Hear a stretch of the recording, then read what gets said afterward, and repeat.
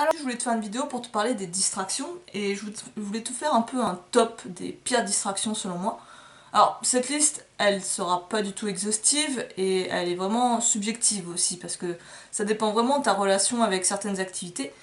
Il y a certaines activités en fait que je considère comme des distractions toxiques qui ne seront pas pour toi parce que tu arriveras à avoir une consommation tout à fait raisonnée et contrôlée, donc à ce moment là c'est quelque chose qui te procure du plaisir et qui est satisfaisant, mais à ce moment-là, ça sera pas pour toi une distraction toxique. Là où, comme moi, par exemple, dans cette liste, j'ai pas mis par exemple les jeux vidéo, parce que pour moi, personnellement, j'arrive très bien à contrôler ma consommation de jeux vidéo, je le vois vraiment comme un jeu, comme jouer à des cartes ou un jeu de société. C'est-à-dire que je peux passer des semaines sans avoir une manette dans les mains. Je peux, voilà quoi, il va y avoir des périodes où je veux être dessus, si je veux terminer un jeu par exemple, mais si je passe des jours sans, je vais pas me sentir mal. C'est là où en fait on en vient à qu'est-ce qu'une distraction. Une distraction, quand tu regardes la définition, c'est en gros une activité qui doit te permettre de te sentir bien, de te reposer en fait, de prendre un peu une pause dans ta vie quotidienne. C'est un moyen de récupérer. Et le problème, c'est que de plus en plus, tu as beaucoup de choses qui te distraient, mais de manière négative.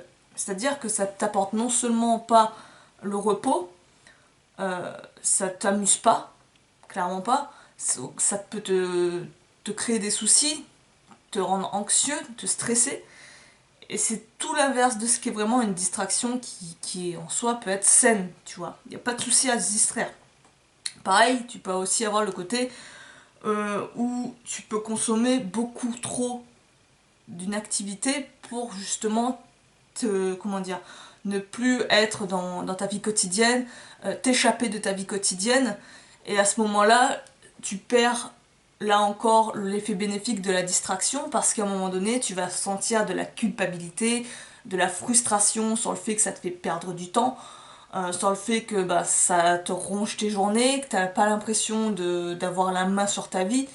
Et là encore, c'est encore un effet pervers. Même si au début cette distraction pouvait te faire sentir bien, à un moment donné, tu vas dépasser ce qu'on appelle le point de félicité. C'est en fait le plaisir ultime dans une activité. Quand tu reçois un plaisir, en fait, quand tu reçois du plaisir dans peu importe dans une activité ou même de la nourriture, quand tu manges quelque chose, plus tu en manges, plus tu vas avoir du plaisir. Mais en fait, c'est pas plus tu vas en faire, plus en fait cette croissance de plaisir va augmenter en corrélation. Au contraire, à un moment donné, tu vas atteindre un point qui est le point culminant du plaisir et ça va descendre. Et plus tu vas quand même consommer de cette activité ou de la bouffe, moins tu vas ressentir de plaisir. Et l'idée, c'est que quand tu fais une activité, tu recherches à atteindre ce point de félicité et que tu t'arrêtes là. Et là, c'est tout le challenge en fait. Un autre souci avec les distractions, c'est que de nos jours, les trois quarts d'entre elles viennent en fait des écrans.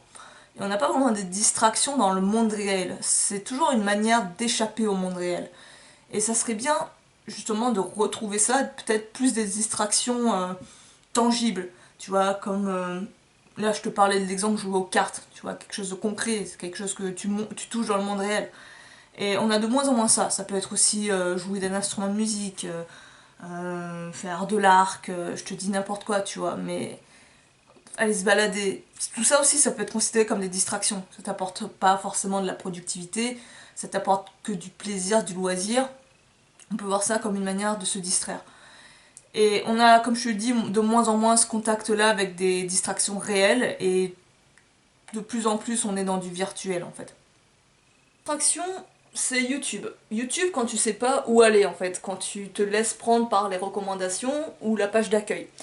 Je sais pas si t'as remarqué, mais c'est peut-être moi sur mon compte, mais de plus en plus j'ai l'impression que YouTube me propose des choses qui ne correspondent mais clairement pas à ce que j'ai envie de voir. Si je reste sur la page d'accueil, bien sûr.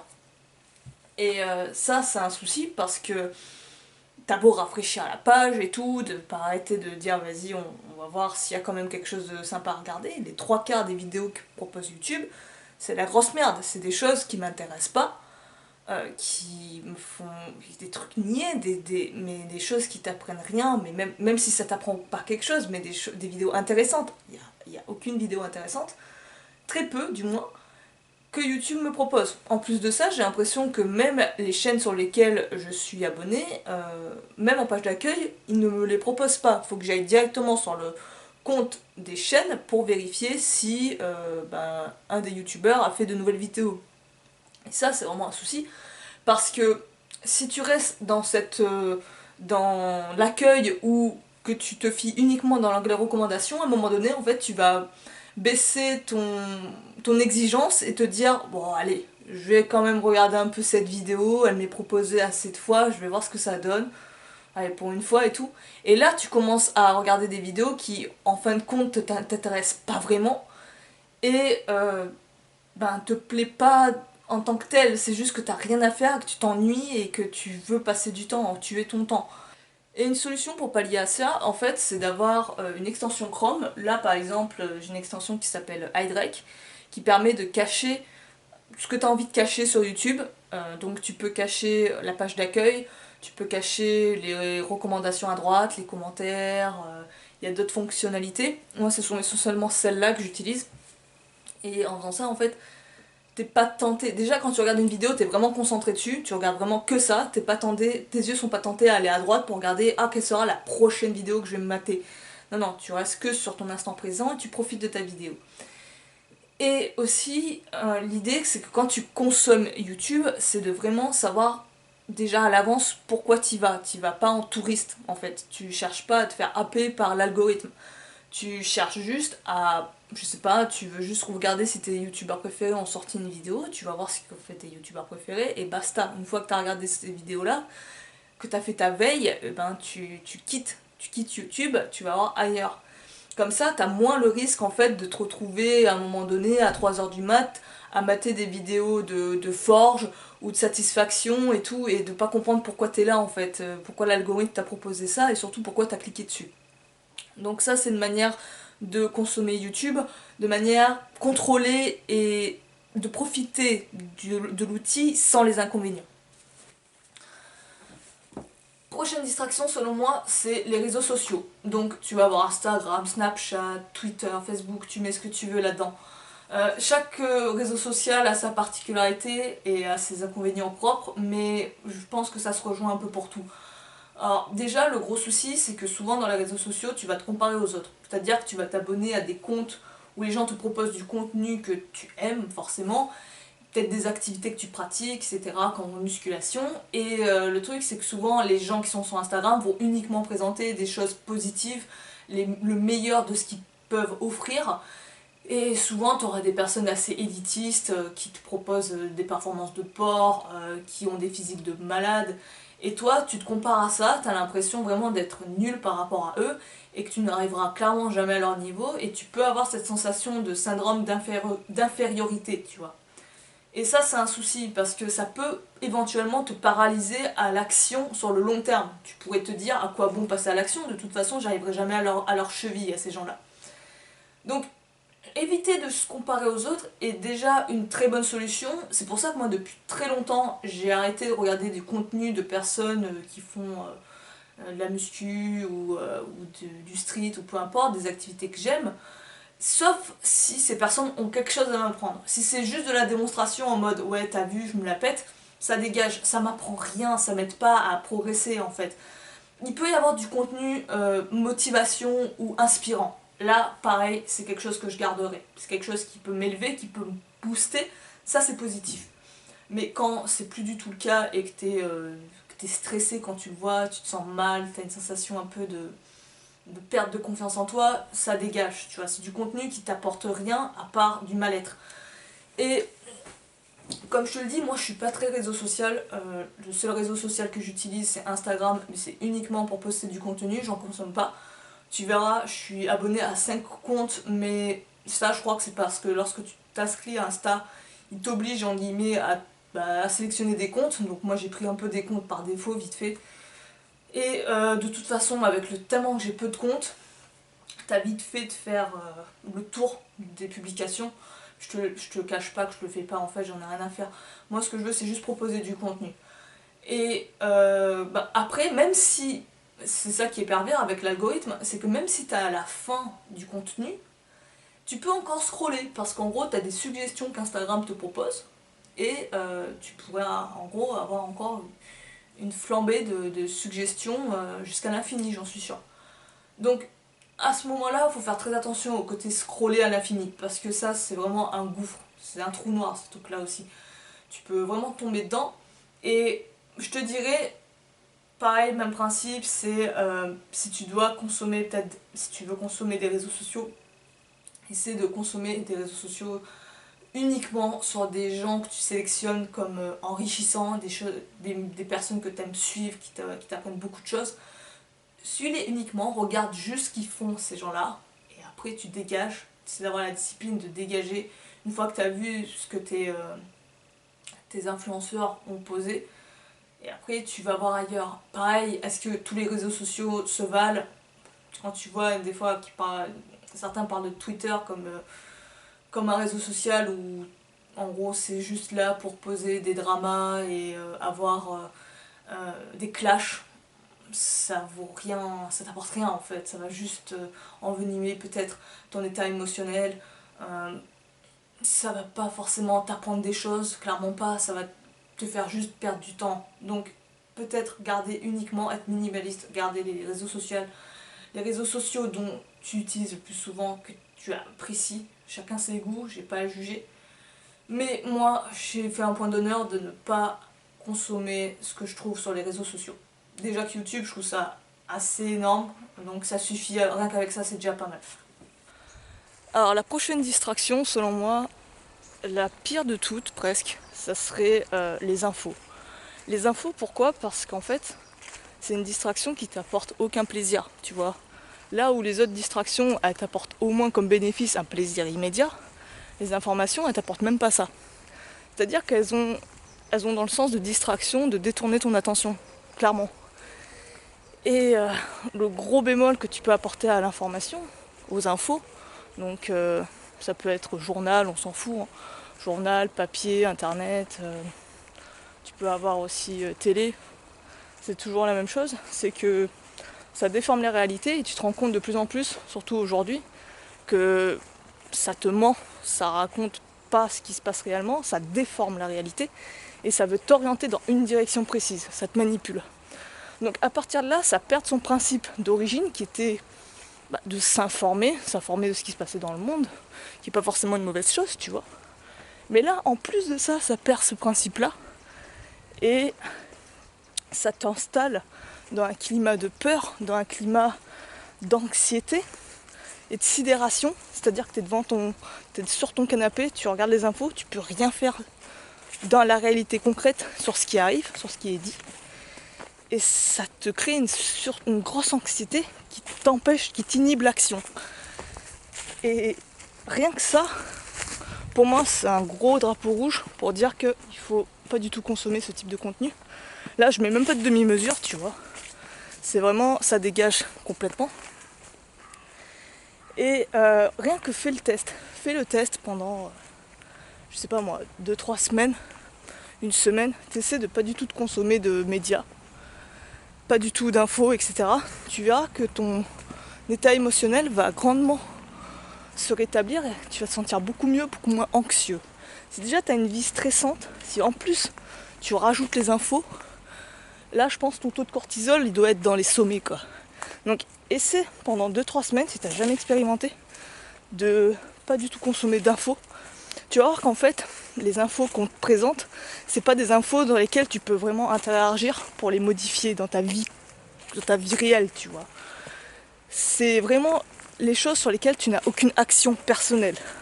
Donc vu que tu peux pas les changer toi-même, pourquoi les consommer? Ça ne sert à rien, à part te stresser, te créer un climat de peur et te sidérer, voire te manipuler, tu vois. Donc là, je fais pas de demi-mesure. Les infos, ça dégage complètement. Je cherche même pas à être mi-noir, mi-blanc. Pour moi, c'est ce qu'il y a de plus toxique et ça doit clairement pas faire partie de ma vie. Alors, prochaine distraction, ça va être la télévision. Alors, en 2021, tu me diras, il n'y a plus trop de monde qui regarde la télé, quoique. Mais c'est plus vraiment, je trouve, un média qui est populaire, il commence à diminuer.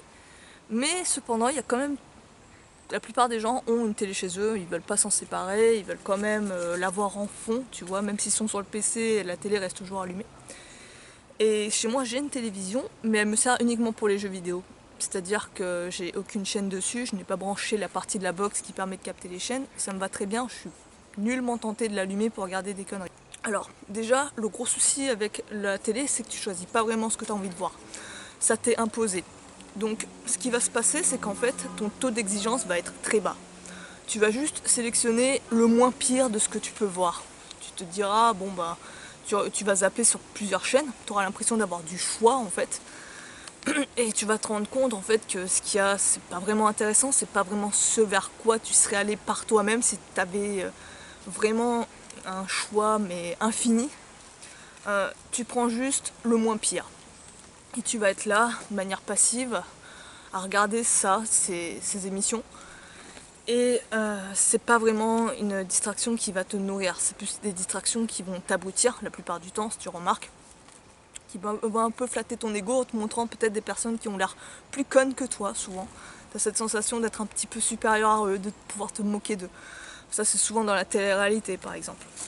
Le gros problème aussi avec la télé, c'est qu'en fait, t'auras qu'une ligne directrice de pensée. En général, tous vont s'accorder dans une façon de penser, t'auras pas vraiment des modes de pensée alternatifs. Ça va aller dans le sens de la doxa en général. Tu peux avoir quelques émissions qui sortent du lot, mais elles vont être rares. Il faut falloir vraiment que tu tombes dessus. Et ça, t'as l'impression de vivre dans un microcosme, tu vois. Un monde assez étroit. D'avoir une façon de penser, un monde qui va que dans une direction et qui vont rejeter tout ce qui va être autour de ça. Tout ce qui va à l'encontre de ça va être critiqué, va être humilié, va être rejeté. Et si tu te nourris que de ça, tu vas te rendre compte que les gens, c'est souvent, sans vouloir être vexant, mais souvent les personnes qui sont plus âgées, qui ont connu que ce média-là, vont avoir une vision très étroite d'esprit. Elles vont être très critiques dès que tu vas apporter des solutions alternatives, des modes de pensée un peu ce qu'on appellerait d'extrême ou en dehors des clous, tu vois. Je pense par exemple en médecine, dès que tu vas parler peut-être de jeûne, de méthodes de santé plus naturelles, tout de suite ça va être critiqué parce que ça va pas à l'encontre, ça va à l'encontre de la médecine allopathique, ça va à l'encontre de tout ce qu'on raconte à la télé. Il y en a beaucoup aussi qui pensent que la télé ça fait argument d'autorité et que si c'est dit à la télé, donc c'est forcément vrai, c'est forcément officiel et ils pourraient pas laisser dire des conneries, c'est pas possible. Il y aurait forcément des gens pour filtrer ça et surveiller ça. C'est pas possible qu'ils disent des conneries à la télé, tu vois. Du coup, t'as l'impression que la télé est source de vérité. Et ça aussi, c'est un gros souci. Ça t'évite de vraiment te remettre en question, de tester les choses. Ça, c'est le troisième point négatif. Tu vas vivre des émotions par procuration. Et en même temps, tu vas nourrir aussi des idées reçues. Combien de fois en fait tu voyais dans des reportages tel animal se comporter de telle manière et tout, avec tel comportement, mais en fait quand tu lis des livres de d'autres chercheurs sur le sujet ou d'autres d'autres reportages sur d'autres médias, tu te rendais compte qu'en fait tout ce qu'on disait dans ces reportages là c'était de la connerie, que depuis ça a évolué, mais en attendant toi tu as construit toujours ta pensée par rapport à ça. Pareil, tu vas te créer une idée reçue sur un pays, sur des coutumes, la culture de d'autres. Et tu vas jamais vouloir vivre les choses par toi-même. Ça, c'est un gros souci. Le canapé est beaucoup plus confortable qu'aller toi-même dehors, aller peut-être en voyage avec ton sac à dos, tu vois. Ça te pousse à vraiment rester dans ta zone de confort. Pourquoi aller voyager à l'autre bout du monde quand tu peux tout simplement voyager en allumant ta télécommande et rester devant toi, devant ta télé, à regarder Ushuaïa Nature, tu vois. C'est un peu cette idée-là. Donc pour moi c'est clairement un média, oui, et une distraction à complètement éliminer. Je n'ai aucun contrôle dessus. Donc pourquoi la garder? Surtout que maintenant on a des tonnes de choix. On se rend compte que plus en plus ce qui est censé même être véridique à la télé, c'est du bullshit. Je pense aux infos, je rebondis là-dessus encore une fois. Franchement, à part peut-être quelques gros reportages, et encore, même ces gros reportages, tu peux les revoir en différé sur YouTube et tout. Voilà, autant récupérer le nom des reportages qui t'intéressent et tu les regardes directement sur internet. Tu te feras moins chier. En plus de ça, tu peux aussi éviter les pubs. Donc, t'as tout bénéf. Dernière distraction selon moi, c'est les personnes toxiques. Traîner avec des personnes qui sont toxiques. Alors, dans personnes toxiques, je mets tout. Hein. Je mets la famille, je mets les amis, je mets les collègues de travail, ce que tu veux. En fait, c'est le temps que tu consacres à ces personnes. Mais ces personnes-là ne t'apportent pas vraiment du bon, même au contraire, elles peuvent te mettre des bâtons dans les roues dans tes propres projets, dans ce que tu veux accomplir de toi-même, dans ton épanouissement. Et beaucoup de gens ne s'en rendent pas compte, mais traînent avec des personnes qui ne leur apportent rien de bon. Alors pourquoi? Souvent ça peut être par convention, tu vois, le fait d'être poli, de ne pas non plus renvoyer les gens, voilà, tu restes là par éducation, par peur aussi d'être seul, d'être resté seul. Il y a beaucoup de personnes qui préfèrent traîner avec des gens qui sont des amis, mais qu'au fond ces amis-là sautent de leur gueule, les méprisent, les écrasent, mais au moins ils ont cette sensation de ne pas être seuls, tu vois, ils ont peur d'être seuls. Il y a beaucoup de gens qui font ça. Mais en fin de compte, cette relation est très toxique. Elle, comment dire, elle empiète sur ta confiance en toi. Tu vois, traîner avec des gens qui se foutent de ta gueule à longueur de journée ne va pas t'aider à te développer des relations saines, tu vois, être bien dans ces moments-là. Pareil, tu as la famille, beaucoup ont cette idée que vu que c'est la famille, on peut pas couper les ponts, c'est quelque chose de, comment dire, de mal vu. Tu as l'impression un peu d'être un paria quand tu fais ça, quand tu tournes le dos de ta famille parce que pour je ne sais quelle raison on dit que c'est ta famille, ce qui n'est clairement pas une excuse. Tu peux très bien avoir un membre de ta famille qui est le pire enfoiré, même si c'est ta famille. Voilà, tu vas pas garder les liens avec cette personne-là qui peut être dangereuse ou toxique pour toi, juste parce que c'est ta famille. C'est pas une justification, tu vois. Mais il y en a beaucoup, ils vont quand même rester par peur du jugement, toujours.